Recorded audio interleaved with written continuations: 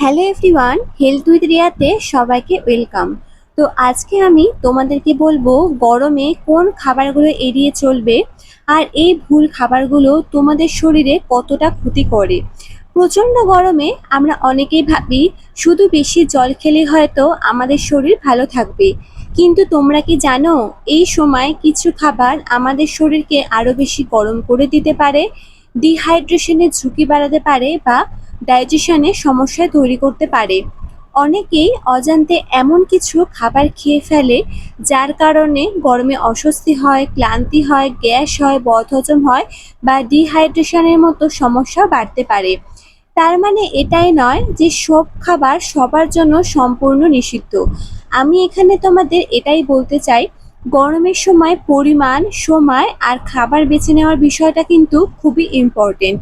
তো আজকের ভিডিওতে আমি তোমাদের সঙ্গে শেয়ার করব গরমে কোন খাবারগুলো কম খাওয়া ভালো, কোন খাবারগুলো সমস্যা বাড়াতে পারে, কোন খাবারগুলো তুলনামূলকভাবে খুবই ভালো, আর কিভাবে ছোট ছোট কিছু পরিবর্তন খাদ্যের মধ্যে এনে এই গরমেও সুস্থ থাকা যায়।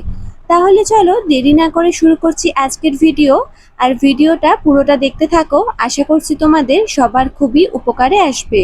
এবার তোমাদের সবার প্রথমে জানতে হবে গরমে খাবারের দিকে বিশেষ নজর দেওয়া কেন জরুরি। দেখো, গরমকালে কিন্তু আমাদের শরীরে অনেক কিছু পরিবর্তন হয়। প্রচুর ঘামের কারণে শরীর থেকে জল আর কিছু খনিজ পদার্থ বেরিয়ে যায়। এই সময় যদি পর্যাপ্ত পরিমাণে জল পান না করো তাহলে কিন্তু শরীর ডিহাইড্রেশন হয়ে যায়। আর ভারী বা আনহেলদি খাবার যদি বেশি খাও তাহলে কিন্তু শরীর আরও বেশি ক্লান্ত লাগতে পারে, আর তোমাদের ডাইজেশনও কিন্তু সমস্যা হতে পারে। তাই গরমে শুধু কি খাবে সেটা নয়, কি কম খাবে বা কোন খাবার এড়িয়ে চলবে সেটাও কিন্তু জানা খুবই জরুরি। আর এই গরমের সময় আমাদের শরীরে কিন্তু অনেক কিছু পরিবর্তন হয়, যেমন ধরো বেশি ঘাম হয়, ডিহাইড্রেশনের ঝুঁকি বেড়ে যায়, ডাইজেশন ঠিকমতো হতে চায় না, আর শরীর কিন্তু খুব তাড়াতাড়ি ক্লান্ত হয়ে পড়ে। এবার এই গরমে কিন্তু মানুষ অনেক ভুলগুলো সব থেকে বেশি করে। গরমের সময় মানুষে কিন্তু এই সাধারণ ভুলগুলো অনেকেই করে থাকে, যেরকম ধরো জল কম খাওয়া, সারাদিন ধরে সফট ড্রিঙ্ক খাওয়া, বাইরে থেকে বারবার ফাস্টফুড খাওয়া, খুব বেশি তেলে ভাজা খাওয়া বা অতিরিক্ত স্পাইসি বা ঝাল খাবার খাওয়া, আর রোদ্দুর থেকে এসে সঙ্গে সঙ্গে ঠান্ডা বা সফট ড্রিঙ্ক খাওয়া। এই সমস্যা কিন্তু সবার ক্ষেত্রে সমস্যা করবে এরকমটা কিন্তু নয়, অনেকের ক্ষেত্রে কিন্তু অস্বস্তিও কিন্তু বাড়াতে পারে। তো আমি এখন তোমাদের ছোট্ট করে জানিয়ে দিই আজকের ভিডিওতে আমি কোন কোন খাবার নিয়ে তোমাদের সঙ্গে আলোচনা করব। প্রথমে হচ্ছে অতিরিক্ত তেলে ভাজা খাবার, ফাস্টফুড খাবার, অতিরিক্ত ঝাল বা স্পাইসি খাবার, সফট ড্রিঙ্ক, অতিরিক্ত মিষ্টি, অতিরিক্ত পরিমাণে চা কফি, বাসি খাবার, রাস্তার কাটা ফল, অতিরিক্ত সল্টি খাবার আর অতিরিক্ত প্রসেসড খাবার।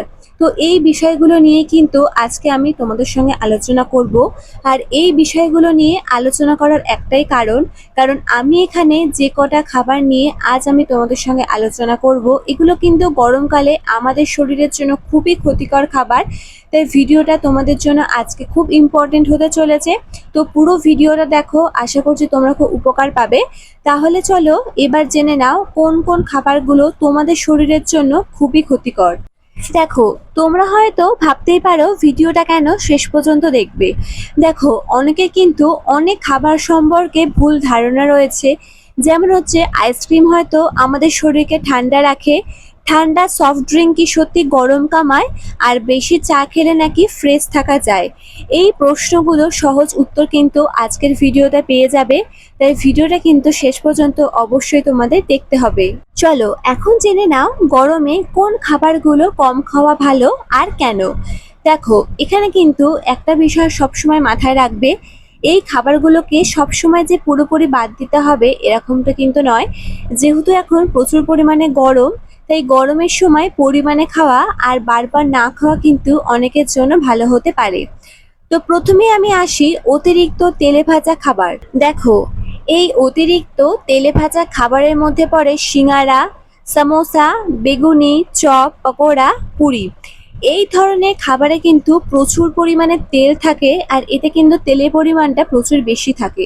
অনেকের ক্ষেত্রে গরম এগুলো যদি বেশি খাও তাহলে অস্বস্তি হয়, বদহজম হয়, গ্যাস হয়, পেট ভালো লাগে, এরকম কিন্তু নানা ধরনের সমস্যা দেখা দেয়। তাই অবশ্যই চেষ্টা করবে গরমের সময় তেলে ভাজা খাবার এড়িয়ে চলার। এবার আসি ফাস্টফুডের কথায়। যেমন ধরো burger, pizza, fried chicken, French fry, noodles. এইসব খাবারে কিন্তু অনেক সময় বেশি পরিমাণে তেল থাকে, লবণ থাকে আর প্রচুর পরিমাণে কিন্তু ক্যালোরি থাকে। গরমে এগুলো বেশি খেলে কিন্তু অনেকের শরীর ভারী লাগতে পারে আর ডাইজেশনেও কিন্তু অস্বস্তি হতে পারে। তাই মাঝে মাঝে খেলে সমস্যা নাও হতে পারে, কিন্তু নিয়মিত খাওয়া অবশ্যই এড়িয়ে চলাই ভালো। এবার আসি অতিরিক্ত স্পাইসি বা ঝাল খাবার। অনেকেই আছে প্রচুর পরিমাণে খুব ঝাল খাবার বা স্পাইসি খাবার খেতে ভালোবাসে, কিন্তু গরমের সময় অতিরিক্ত ঝাল খাবার খেলে কিছু মানুষের বেশি ঘাম হয়, বুকে জ্বালাপোড়া হতে পারে বা পেটে অস্বস্তিও হতে পারে। তাই আমি এখানে তোমাদেরকে বলবো গরমে একটু ঝাল কমিয়ে খাওয়া দাওয়া করলে হয়তো তোমাদের শরীরের জন্য কমফোর্টেবল হতে পারে। অনেক বয়স্ক মানুষ আছে, তাদের জন্য ভালো হতে পারে। তাই অবশ্যই চেষ্টা করবে অন্তত এই গরমের সময়টা স্পাইসি বা ঝাল খাবার এড়িয়ে চলার। এবার আসি সফট ড্রিঙ্ক, মানে হচ্ছে কোমল পানীয়। দেখো, প্রচন্ড গরমে অনেকেই আছে ঠান্ডা সফট ড্রিঙ্ক খায়। খাওয়ার কিছুক্ষণ পরে ঠান্ডা লাগলেও এটা কিন্তু আমাদের শরীরের জলের চাহিদা কিন্তু কখনোই পূরণ করতে পারে না। এছাড়াও কিন্তু এই ধরনের সফট ড্রিঙ্কে প্রচুর পরিমাণে চিনি থাকে। তাই তোমাদের তৃষ্ণা মেটানোর জন্য জল, ডাবের জল বা কম চিনি দিয়ে তৈরি লেবুর জল কিন্তু অনেকটা বেশি ভালো সফট ড্রিঙ্কের তুলনায়। তাই গরমকালে যতই গরম লাগুক না কেন চেষ্টা করবে ঘরে তৈরি লেবুর জল, ডাবের জল বা নর্মাল জল খাওয়ার। এই ধরনের সফট ড্রিঙ্ক কিন্তু গরমে যতটা পারো এড়িয়ে চলাই বেটার। এবার বলবো অতিরিক্ত মিষ্টি। দেখো, গরমের সময় মিষ্টি, কেক, পেস্ট্রি বা বেশি চিনিযুক্ত খাবার অতিরিক্ত না খাওয়াই ভালো। অনেকেই আছে প্রচুর পরিমাণে মিষ্টি খায়, কেক খায় বা পেস্ট্রি খায়। এগুলো কিন্তু অনেকের এই গরমকালে ভালো লাগতে পারে। বিশেষ করে যাদের ডায়াবেটিস রয়েছে তারা এই গরমের সময় অবশ্যই কিন্তু ডক্টরের পরামর্শ অনুযায়ী খাবার খাওয়ার চেষ্টা করো। অতিরিক্ত চা আর কফি। অনেকে ভাবে গরমে বারবার চা কফি খেলে হয়তো শরীরটা ফ্রেশ থাকবে, কিন্তু অতিরিক্ত চা বা কফি খাওয়া কিন্তু সবার জন্য কখনোই ভালো নয়। চা কফি কিন্তু একদম পরিমাণে খাবে, আর তার সঙ্গে কিন্তু অবশ্যই পরিমাণ মতো কিন্তু জল খাওয়া খুবই জরুরি। এবার তোমাদের বলবো খুব বেশি স্পাইসি খাবার। দেখো, খুব বেশি স্পাইসি খাবার বা অনেকেই আছে প্রচুর পরিমাণে তেল দিয়ে মাংস রান্না করে, মানে সেটা চিকেন হোক বা মাটন। তো আমি এখানে তোমাদের সঙ্গে একটা কথা শেয়ার করতে চাই, মাটন করো বা চিকেন যাই করো না কেন, খুব বেশি তেল আর বেশি মশলা দিয়ে রান্না করাটা না করাটাই বেটার। সবসময় চেষ্টা করবে অল্প পরিমাণে তেল দিয়ে আর অল্প পরিমাণে মশলা দিয়ে খাবারটা করার, কারণ এই সময় কিন্তু অনেকের খেলে অস্বস্তি হয়, গ্যাসের সমস্যা বাড়তে পারে, বা যাদের ডায়াবেটিসের প্রবলেম রয়েছে বা যাদের অন্যান্য সমস্যা রয়েছে তাদের ক্ষেত্রে কিন্তু মানে হজমের সমস্যা হতে পারে। তাই অবশ্যই চেষ্টা করবে যে এই সময়টা অন্তত হালকা তেলে বা হালকা মশলাযুক্ত খাবার খাওয়ার, তাহলে কিন্তু তোমাদের শরীর কিন্তু কমফোর্টেবল ফিল করবে। অবশ্যই কিন্তু এই কথাগুলো মাথায় রেখে রান্না করার চেষ্টা করো। এবার তোমাদের জানতে হবে তোমরা এই গরমে কি খাবার খাচ্ছ। মানে হলো গরমে খাবার খুব তাড়াতাড়ি নষ্ট হয়ে যায়, তাই তোমরা কি খাচ্ছ সেটা গুরুত্বপূর্ণ নয়। গুরুত্বপূর্ণ হচ্ছে যে খাবারটা খাচ্ছ সেটা কতটা টাটকা আর কতটা পরিষ্কার। যেরকম ধরো বাসি খাবার, অনেকেই আছে রাতের খাবার পরের দিন খেয়ে নেয়। যদি তোমরা এই খাবারটা ঠিক মতো না রাখো তাহলে কিন্তু খাবারটা গরমে খুব তাড়াতাড়ি নষ্ট হয়ে যায়। এরকম খাবার না খাওয়াটাই বেটার, কারণ এরকম খাবার খেলে কিন্তু অনেকের ক্ষেত্রে পেট খারাপ হয়, বমিটিং ভাব হয়, ডায়রিয়ার মতো সমস্যা হয় বা ফুড পয়জনিংয়ের মতো সমস্যাও কিন্তু হতে পারে। তাই যতটা সম্ভব চেষ্টা করবে টাটকা রান্না করা খাবার খাওয়ার।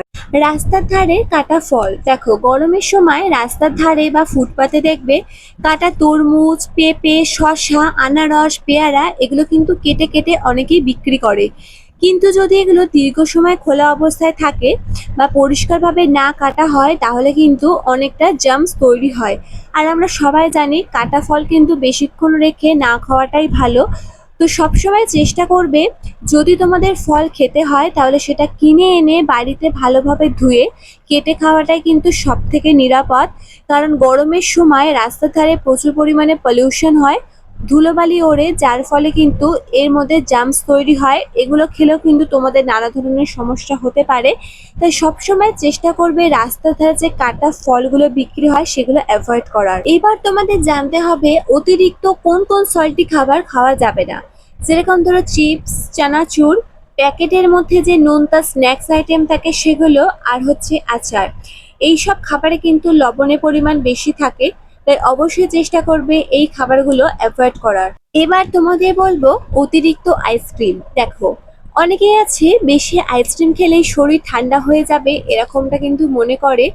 আসলে আইসক্রিম খেলে কিছুক্ষণ ঠান্ডা রাখতে পারে, কিন্তু অনেকক্ষণ ধরে এটা শরীরকে কখনোই ঠান্ডা রাখে না। এছাড়া আইসক্রিমে কিন্তু চিনি আর ক্যালোরির পরিমাণটা বেশি থাকে, তাই মাঝে মধ্যে খেতে পারো, কিন্তু অতিরিক্ত খাওয়া কখনোই ঠিক নয়। আর একটা হচ্ছে অতিরিক্ত ঠান্ডা জল। দেখো, অনেকেই আছে প্রচন্ড রোদ থেকে এসে এক নিঃশ্বাসে বরফের ঠান্ডা জল খেয়ে ফেলে। এটা কিন্তু কখনোই করবে না, এতে করে কিন্তু অস্বস্তি বাড়তে পারে। এর ফলে তোমরা স্বাভাবিক বা হালকা ঠান্ডা জল কিন্তু আস্তে আস্তে খেতে পারো। এবার তোমাদের বলবো গরমে কোন খাবারগুলো বেশি করে খাবে।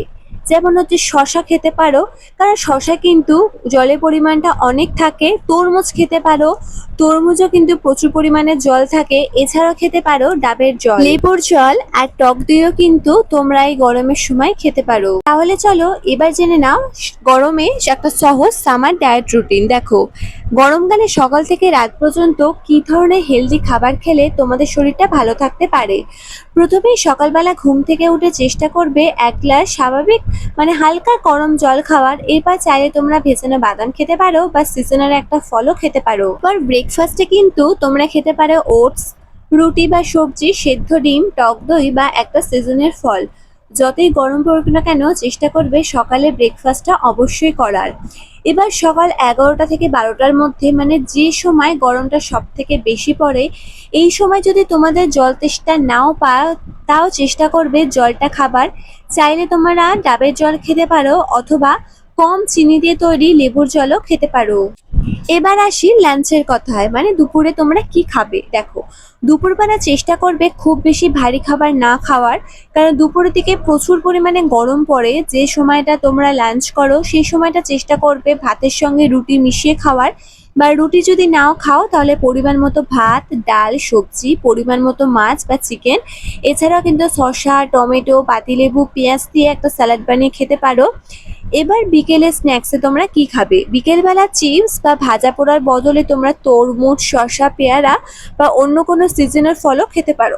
এবার জেনে নাও রাতে কি খাবে। রাতে কিন্তু খুব বেশি তেল ঝাল খাবার অবশ্যই অ্যাভয়েড করবে। হালকা আর সহজ খাবার খাবে, যেটা খুব তাড়াতাড়ি ডাইজেস্ট হয়ে যায়।